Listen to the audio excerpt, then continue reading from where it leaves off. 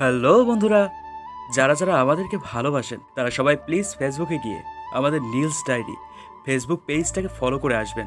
Please please আমাদের সাথে কথা বলতে চাইলে ফেসবুকে গিয়ে আমাদের নীলস ডায়েরি ফেসবুক পেজে ফলো দিয়ে পেজে মেসেজ করবেন, অবশ্যই রিপ্লাই দেব ইনশাআল্লাহ।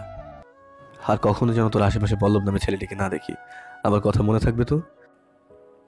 অনু মাথা উপর নিচ নাড়িয়ে হ্যাঁ জানালো। আদ্র অনুকে বুকে জড়িয়ে ধরে মাথায় হাত বুলিয়ে বলল, এখন আর কাঁদিস না অনু, আই এম সরি। সবটা না জেনে আমি তোর উপর বেশি রাগ দেখিয়ে ফেলেছি।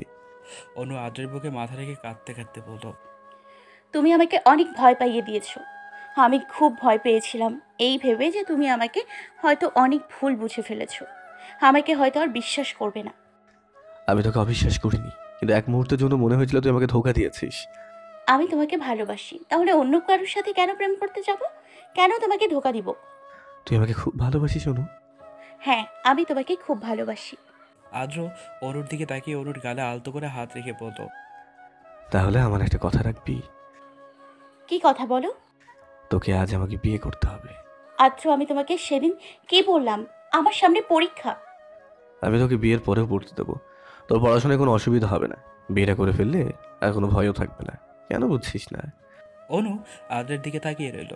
আদ্র অনুর দুই হাত নিজের হাতের মুঠোয় করে অনুরোধ করে বলল, প্লিজ অনু, আমি তোকে আজ বিয়ে করতে চাই। আমাকে তুই ফিরিয়ে দিস না। আদ্র এমনভাবে তাকিয়ে অনুকে কথাগুলো বলছে যেন যেন অনু কিছুতেই না করতে পারছে না। এত নিষ্পাপ মুখ করে কেউ বললে কিভাবে কেউ না করবে? তাই অনু আদ্রকে বলল। ঠিক আছে। আদ্র অবাকের সাথে খুশি হয়ে অনুকে বলল। অনু, তার মানে তুই আমাকে বিয়ে করতে রাজি? অনু লজ্জা পেয়ে মাথা নিচু করে বলল। হুম। আদ্র খুশিতে অনুকে এক টান দিয়ে নিজের কাছে নিয়ে এসে জড়িয়ে ধরল। অনু অবাক হয়ে আদ্রকে বলল, আরে রে, কি করছো? ছাড়ো বলছি। I love you Anu, I love you. আদ্রের বলা কথায় অনুর হৃৎপিণ্ডের কম্পন দ্রুত গতিতে চলাচল করতে লাগলো। একই তো আদ্র অনুকে জড়িয়ে ধরে রেখেছে, তার উপর আবার আদ্র ভালোবাসি বলছে। তাই অনু চোখ বন্ধ করে নিজেও আদ্রকে বলল। আই লাভ ইউ টু আদ্র। আদ্র অনুর কপালে একটা চুমু এঁকে দিল। তারপর অনুকে নিজের কোলের মধ্যে বসিয়ে রেখে গাড়ি ড্রাইভ করতে লাগলো। অনু অবাক হয়ে আদ্রকে বলল, আদ্র, আমাকে ছাড়ো, তোমার গাড়ি চালাতে অসুবিধা হবে। আমার কোনো অসুবিধা হবে না। কিন্তু আমার তো ভয় করছে, যদি অ্যাক্সিডেন্ট হয়। কিচ্ছু হবে না, বললাম তো। আদ্র হঠাৎ গাড়িটা একটা পাশে দাঁড় করালো। অনু বাইরে থেকে দেখলো এটা একটা পার্ক। গাড়ি থেকে অনু নামতে যাবে, ঠিক সেই মুহূর্তে আদ্র অনুর হাত চেপে ধরে অনুকে সিটে বসিয়ে দিল। অনু মন খারাপ করে আদ্রের দিকে তাকিয়ে বলল। আবার কি হলো? আদ্র মুচকি এসে অনুকে বলল, আমি নিজের হাতে তোর জন্য খাবার বানিয়ে নিয়ে আসলাম, আর তুই খেয়ে দেখবি না খাবারটা কেমন হলো। অনু খুশিতে উৎফুল্ল হয়ে আদ্রকে বলল, তুমি নিজের হাতে আমার জন্য খাবার বানিয়েছো আর আমি খাবো না? তা কি করে হয়? দাও দাও, আমি খাবো। আদ্র গাড়ির পেছনের সিট থেকে টিফিন বক্স হাতে নিয়ে খাবারটা বের করলো। অনু হা করে খাবারের দিকে তাকিয়ে রইল।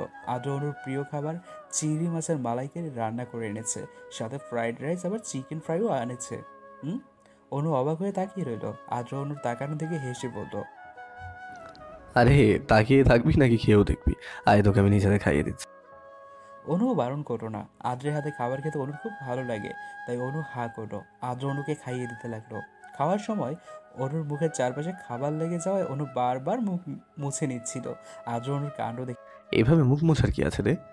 অনু আদ্রকে মন খারাপ করে বলল, মুখের চারপাশে খাবার লেগে যাচ্ছে, আমাকে এই অবস্থায় দেখে নিশ্চয়ই অনেক পচা লাগছে। আদ্র হেসে অনুকে বলল, না রে বোকামে, তোকে একটু দেখতে পচা লাগছে না, বরং তোকে আরো বেশি কিউট লাগছে। অনু খেতে খেতে খুশি হয়ে বলল। সত্যি? আদ্র অনুর মুখে খাবার দিয়ে হেসে বলল। হ্যাঁ বাবা, সত্যি। অনু খেতে খেতে মুচকি হাসলো। আদ্র অনুর দিকে তাকিয়ে মনে মনে বলে উঠল, তোর এই হাসি মুখটা দেখার জন্য আমি সব কিছু করতে পারি অনু, সব করতে পারি। বিকেলের দিকে আদ্র অনুকে একটা ফ্ল্যাটে নিয়ে গেল। এটাও আদ্রের নিজেরই কেনা ফ্ল্যাট, কিন্তু এই ফ্ল্যাটে কেউ থাকে না। অনুর রুমের ভিতর গিয়ে দেখলো আদ্র অনুর বিয়ের জন্য লাল বেনারসি গয়না আর সাজগোজের সব জিনিস একটা বিছানাতে রেখেছে। অনু আদ্রকে জিজ্ঞেস করলো। একটু পর আমাদের বিয়ে হবে? আদ্র মুচকি এসে অনুকে বলল, হ্যাঁ তুই এখানে বস, একটু পর তোকে সাজানোর জন্য পার্লার থেকে মেরে এসে পড়বে। অনু কিছু না বলে দাঁড়িয়ে রইল। আদ্র অনুর কপালে চুমু দিয়ে রুম থেকে বেরিয়ে চলে গেল। অনু চুপ করে বিছানায় বসে লাল শাড়ি আর গয়নাগুলো দেখতে লাগলো। কিছুক্ষণ পর মেয়েরা অনুকে সাজিয়ে দিয়ে চলে গেল। আদ্র রুমে প্রবেশ করে অনুর দিকে মুগ্ধ নয়নে তাকিয়ে আছে। অনু লজ্জায় মাথা নিচু করে বসে আছে। তবুও অনু চোখ তুলে একবার আদ্রের দিকে তাকালো। আদ্র অনুর সাথে ম্যাচিং করে লাল পাঞ্জাবি আর প্যান্ট পরেছে। আদ্রকে দেখতে ভীষণ সুন্দর লাগছে, হ্যান্ডসাম লাগছে। কিছুক্ষণ পর কাজী আদ্র অনুর বিয়ে পড়ানোর জন্য চলে আসলো। আদ্র বিয়ের রেজিস্ট্রি পেপারে সাইন করেছে, এবার অনুর পালা। অনুর রেজিস্ট্রি পেপারে সাইন করতে যাবে এমন সময় কেউ অনুর হাত থেকে কলমটা নিয়ে ছুঁড়ে ফেলে দিল। অনু ভয় পেয়ে পেছনে ফিরে দেখলো আদ্রের বাবা আনোয়ার হোসেন দাঁড়িয়ে আছেন। আনোয়ার হোসেনই অনুর হাত থেকে কলমটা কেড়ে নিয়ে ফেলে দিয়েছেন। অনু ভয় পাওয়া দৃষ্টিতে একবার আদ্রের বাবা আনোয়ার হোসেনের দিকে তাকালো, তো একবার আদ্রের দিকে ফিরে অসহায় দৃষ্টিতে তাকালো। আনোয়ার হোসেন রাগী স্বরে চিৎকার করে বলে উঠল, এই বিয়ে হবে না। আনোয়ার হোসেনের কথা শুনে আদ্রের মেজাজ খারাপ হয়ে গেল। নিজের হাত শক্ত করে মুঠো করে আদ্র বসে আছে। চোখ বন্ধ করে আদ্র রাগ হজম করার চেষ্টা করছে, কিন্তু ভালো না। আদ্র রাগী স্বরে আনোয়ার হোসেনকে বলল, বাবা তুমি এখানে কেন এসেছো? আমরা এখানে আছি, এটা তোমাকে কে বলেছে? আনোয়ার হোসেন আদ্রকে বলল, আদ্র, তুই কি ভেবেছিস আমি কিছু জানতে পারবো না? তোর পেছনে আমি লোক লাগিয়ে রেখেছিলাম, সারাক্ষণ তোর ইনফরমেশন আমাকে জানিয়েছে। তারাই আমাকে বলেছে যে আজ তুই নাকি বিয়ে করবি। আদ্র বসা থেকে উঠে দাঁড়িয়ে আনোয়ার হোসেনকে গম্ভীর স্বরে বলল, হ্যাঁ, আজ আমি অনুকে বিয়ে করব। বিয়েতে কোনো ঝামেলা করতে এসো না বাবা। যেহেতু এসেই পড়েছো তো আমাদের জন্য মন থেকে দোয়া করো, আমরা যারা জীবনে সুখী হই। আনোয়ার হোসেন হাসলেন, তারপর আদ্রকে বললেন, কি বললি? দোয়া করব? তোর এই বিয়েটাই তো আমি হতে দিব না। তুই কি করে ভাবলি এই মধ্যবিত্ত ঘরের সামান্য মেয়েকে আমি আমার ছেলের বউ হিসেবে মানব? আগেও তো আমি তোকে বলেছিলাম যে এই মেয়েকে আমি কিছুতেই আমার পুত্রবধূ হিসেবে মেনে নেব না। ভুলে গেলি সেই কথা? তাহলে কি করে তুই লুকিয়ে বিয়ে করার সাহস দেখাচ্ছিস? আদ্র রাগী স্বরে আনোয়ার হোসেনকে বলল, বাবা তুমি কিন্তু আবার বেশি অতিরিক্ত করছো। আমার আর অনুর বিয়ের মাঝে প্লিজ বাধা হয়ে দাঁড়িও না বাবা। আনোয়ার হোসেন আদ্রকে বলল, এখনো তো অতিরিক্তের কিছু দেখিসনি, এবার দেখবি তোর বাবা ঠিক কি কি করতে পারে, এবার বুঝবি তুই। আদ্র সন্দেহী গলায় আনোয়ার হোসেনকে বলল। কি করবে তুমি? আনোয়ার হোসেন তখন কাউকে জোরে ডাক দিয়ে বলতে লাগলো, এই তোরা ভিতরে আয়। সাথে সাথে অনেকগুলো গুন্ডার দল চলে আসলো। প্রায় 20 জন গুন্ডা এসে হাজির হলো। এত গুন্ডা দেখে অনু ভীষণ ভয় পেয়ে কান্না করতে লাগলো। অনু আনোয়ার হোসেনকে কান্না করতে করতে বলল, আঙ্কেল, আপনি কেন এমন করছেন? আমার আর রাত্রের বিয়েটা ভাঙবেন না। আমি আপনার কি ক্ষতি করেছি? কেন এমন করছেন? আর এতগুলো গুন্ডা নিয়ে কেন এসছেন? আনোয়ার হোসেন রেগে অনুকে বলল, এই মেয়ে, তুমি চুপ থাকো। নেহাতই আদ্রের খালাতো বোন তুমি, না হলে তোমার মতো মেয়েকে আমি আদ্রের সাথে কথা বলার সুযোগ তো দূরের কথা, আমার বাড়ির আশেপাশেও আসতে দিতাম না। আমার ছেলের মাথা চিবিয়ে খেয়ে তুমি আমাকে বলছো তুমি আমার কি ক্ষতি করেছো? অনেক বড় ক্ষতি করেছো তুমি, এই শাস্তি তুমি পাবে। আনোয়ার হোসেনের কথায় অনু ভীষণ কষ্ট পেল। অনু ফুপিয়ে কাঁদতে লাগলো। অনুর কান্না আদ্রের সহ্য হচ্ছে না, তাই আদ্র অনুকে বুকে জড়িয়ে অনুর চোখের জল মুছতে লাগলো। আনোয়ার হোসেন শান্ত স্বরে বলল, বাবা আদ্র, বাসায় চল। আদ্র রাগী স্বরে চোখ বন্ধ করে বলল। আমি যাব না বাবা। আনোয়ার হোসেন রেগে আদ্রকে বললেন, আদ্র, এবার কিন্তু তুই বেয়াদবি করছিস। আদ্র চিৎকার করে আনোয়ার হোসেনকে বলল, বেয়াদবি করলে বলছি? বাবা আমি অনুকে ভালোবাসি, তাই আমি আজ অনুকে বিয়ে করব। তুমি কেন আমাদের বিয়ে আটকাতে চাইছো? আমি যে অনুকে নিজের থেকেও বেশি ভালোবাসি, তুমি কি বুঝতে পারছো না? আনোয়ার হোসেন গম্ভীর স্বরে আদ্রকে বলল, তুই নিজের থেকেও বেশি এই মেয়েকে ভালোবাসিস? এটা বলছিস কি করে? এগুলো সব তোর আবেগ, এই আবেগ বেশি দিন থাকবে না। আর আমি বারবার বলছি, এই মেয়ে আমার বাড়ির পুত্রবধূ হবে না, হবে না। তোর আমার কথা বোঝা উচিত। আদ্র রাগী স্বরে আনোয়ার হোসেনকে বলল। আমি বুঝতে চাই না, তুমি চলে যাও এখান থেকে। আনোয়ার হোসেন আদ্রকে বলে উঠল, চলে যাব, কিন্তু তোকে সাথে নিয়েই যাব। এই তোরা আদ্রকে ধরে নিয়ে আয়। গুন্ডাগুলো আদ্রকে ধরে নিয়ে যেতে এলে আদ্র সেখানে রেগে গিয়ে গুন্ডাদের সাথে মারামারি করতে থাকে। কাজী এসব থেকে ভয়ে সেখান থেকে চলে যায়। অনু এক জায়গায় দাঁড়িয়ে আছে। আদ্র সব গুন্ডাগুলোকে মেরে অবস্থা বেহাল করে ফেলে, কিন্তু দুইটা গুন্ডা তখনই অনুর মাথায় পিস্তল ঠেকালো। আরেকটা গুন্ডা অনুর হাত চেপে ধরলো। অনু ভয়ে আদ্রকে ডেকে উঠলো। অনুর ডাক শুনে আদ্র মারামারি অবস্থায় পেছনে তাকিয়ে অনুর মাথায় পিস্তল ঠেকানো থেকে থেমে যায়। আদ্র স্তব্ধ হয়ে যায়। আনোয়ার হোসেন শান্ত স্বরে আদ্রকে বলল, আদ্র, তুই যদি অনুর কোনো ক্ষতি না চাস তাহলে এসব মারামারি বন্ধ করে বিয়ে ভেঙে দিয়ে চুপচাপ আমার সাথে চল, না হলে আমার লোকেরা অনুকে শেষ করতে হাত কাঁপবে না। আনোয়ার হোসেনের প্রতি আদ্রের এখন ঘৃণা জন্মাচ্ছে, ভীষণ ঘৃণা। কি করে পারছেন আনোয়ার হোসেন এরকম আদ্র ও অনুর সাথে নির্দয় আচরণ করতে? তার কি একটুও খারাপ লাগছে না? আদ্রের মনে অনুকে হারানোর ভয় কাজ করতে লাগলো। আদ্র কাপা কাপা গলায় আনোয়ার হোসেন বাবা, তুমি ওদেরকে বলো অনুকে ছেড়ে দিতে, আমার অনুর কোনো ক্ষতি করতে না করো। আনোয়ার হোসেন আদ্রকে বলল, তুই তোর আর অনুর বিয়েটা ভেঙে আমার সাথে বাড়ি ফিরলেই আমি ওদের বলবো অনুকে ছেড়ে দিতে, না হলে অনুকে এখানেই শেষ হতে হবে। আদ্র অনুর দিকে ব্যথিত দৃষ্টিতে তাকালো। অনু এখনও আদ্রের দিকে তাকিয়ে চোখের জল ফেলছে। আদ্র অনেক আগেই গুন্ডাদের মারা বন্ধ করে দিয়েছে যখন অনুর মাথায় গুন্ডা পিস্তল ঠেকিয়েছে। অনু মনে মনে বলল, তোমার সাথে হয়তো কোনো দিনই আমার বিয়ে হবে না আদ্র। আমাদের ভালোবাসাটা কি এইভাবেই শেষ হয়ে যাবে? এত কষ্ট কেন হচ্ছে আমার? আমার শ্বাস নিতে ভীষণ কষ্ট হচ্ছে আদ্র। আদ্রের বুকের ভেতরটা কষ্টে ছিঁড়ে যাচ্ছে। আদ্র হতাশ গলায় হাসার চেষ্টা করে আনোয়ার হোসেনকে বলল, ঠিক আছে বাবা, আমি অনুকে বিয়ে করবো না। আমার আর অনুর বিয়েটা আমি ভেঙে দিলাম। তবুও তুমি আমার অনুকে মেরো না বাবা। ওদেরকে বলো অনু। আনোয়ার হোসেন গুন্ডাদের বলল। এই তোরা এই মেয়েকে ছেড়ে দে। গুন্ডার অনুর মাথা থেকে পিস্তল নামিয়ে দূরে সরে গেল। আদ্র অনুর কাছে যেতে গেলে আনোয়ার হোসেন আদ্রকে থামিয়ে দিয়ে বলল, খবরদার আদ্র, তুই অনুর কাছে যাবি না। আদ্র অনুর কাছে যেতে গিয়েও থেমে গেল, কারণ আদ্র এক সেকেন্ডের জন্য ভুলে গিয়েছিল তার বাবা যে একজন ভয়ঙ্কর মানুষ। আদ্র অনুর দিকে তাকিয়ে রইল। আদ্র চোখে করে জল জমেছে, কিন্তু সেই জল চোখ গড়িয়ে একটু পড়ছে না, দৃষ্টি টলমলো। আদ্রের বুকের কোথাও বারবার তীব্র ব্যথা হচ্ছে। আজ আদ্র নিজের কাছে নিজেকে বড় অসহায় মনে হচ্ছে। প্রিয় মানুষটিকে একটুর জন্য নিজের করতে পারলো না। অনু কাঁদতে কাঁদতে আদ্রকে বলল, আদ্র, তুমি আমাকে ছেড়ে চলে যাবে?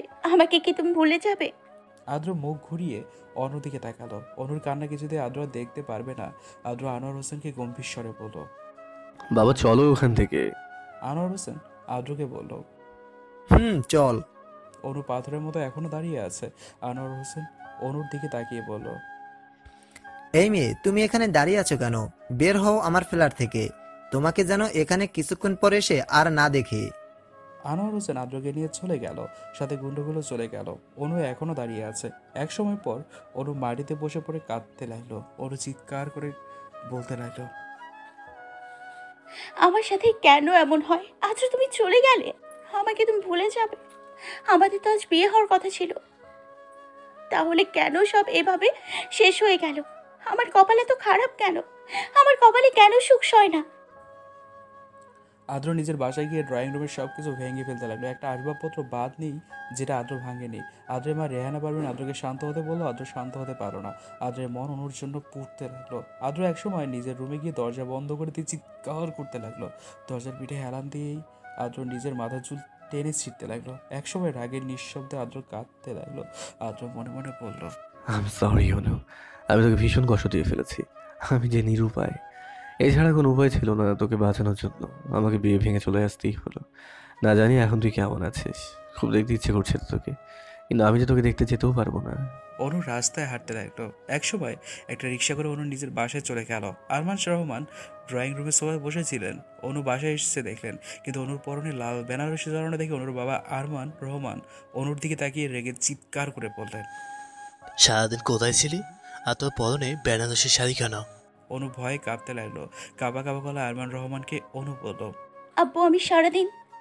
অনুর গলায় কথা আটকে যাচ্ছে, কিছু বলতে পারছে না। অনুর মা আমেনা বেগম অনু বাসায় এসেছে দেখে দৌড়ে ছুটতে আসলো। আমেনা বেগম বিচলিত স্বরে অনুকে বললেন, অনুমা, তুই কই ছিলি? মায়ের যে অনেক চিন্তা হয় জানিস না? আর তুই লাল বেনারসি শাড়ি কেন পরেছিস? আর এত সেজেছিস বা কেন?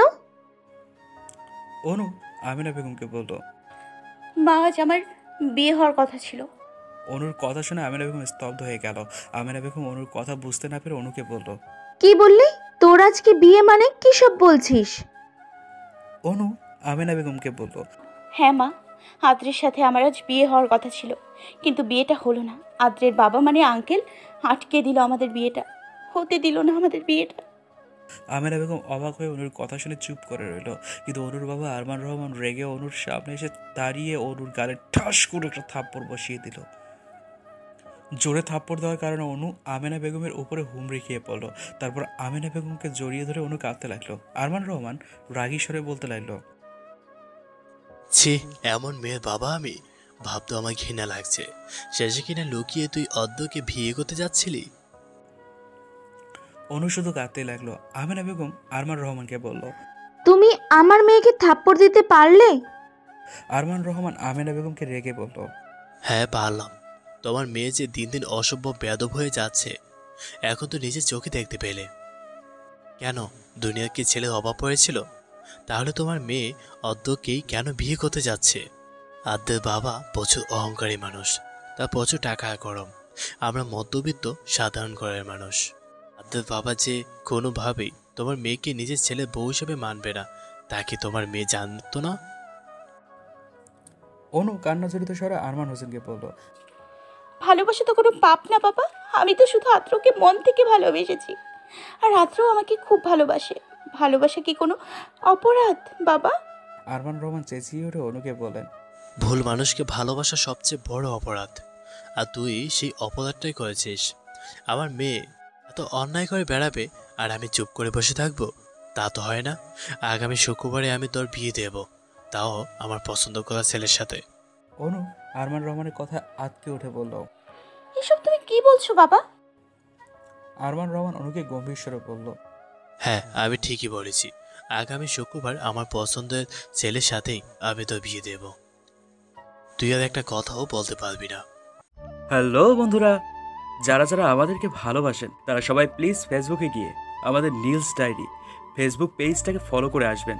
প্লিজ প্লিজ আমাদের সাথে কথা বলতে চাইলে ফেসবুকে গিয়ে আমাদের নিউজ ডায়েরি ফেসবুক পেজে ফলো দিয়ে পেজে মেসেজ করবেন। অবশ্যই রিপ্লাই দেব ইনশাআল্লাহ।